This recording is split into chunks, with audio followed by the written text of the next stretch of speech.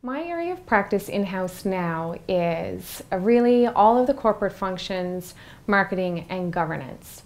I don't know that I necessarily chose that area as much as it perhaps chose me.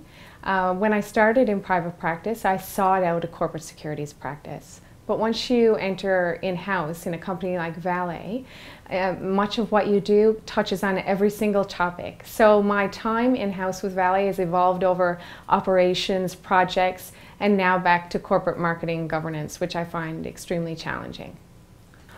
I value my practice in Vale generally because the people are very, very passionate about the business in general. So it's not simply exclusive to a legal advisor. You're an advisor to the business. You're a trusted advisor in every capacity.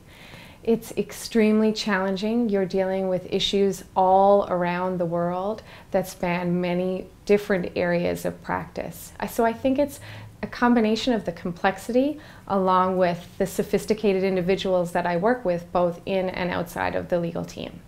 I've had lots of highs in my career, both in private practice and in-house.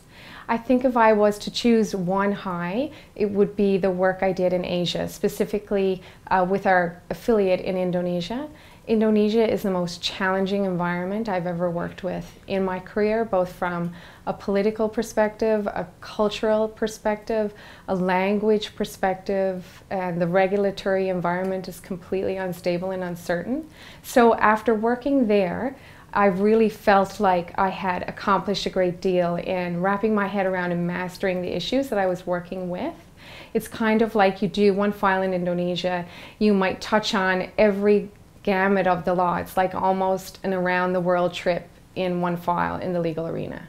I think the best piece of advice I ever received from a mentor in my career was not to hide my Newfoundland accent.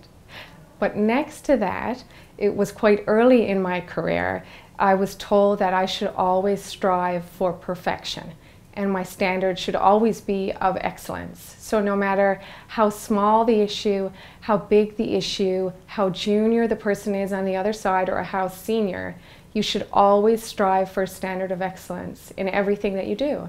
And I found that if you consistently apply that standard, it becomes the norm. My pro bono and community involvement work is extremely important to me. My husband and I do quite a bit of work for a small community in Jamaica for school-aged children in terms of raising money, but also providing them with books, backpacks, school materials. It's the community where my father-in-law grew up. And as a part of our efforts, they've named a school after my husband's grandfather. And so meeting the children and hearing the stories of the rewards that they have felt through having access to those materials has been exceptionally rewarding for us.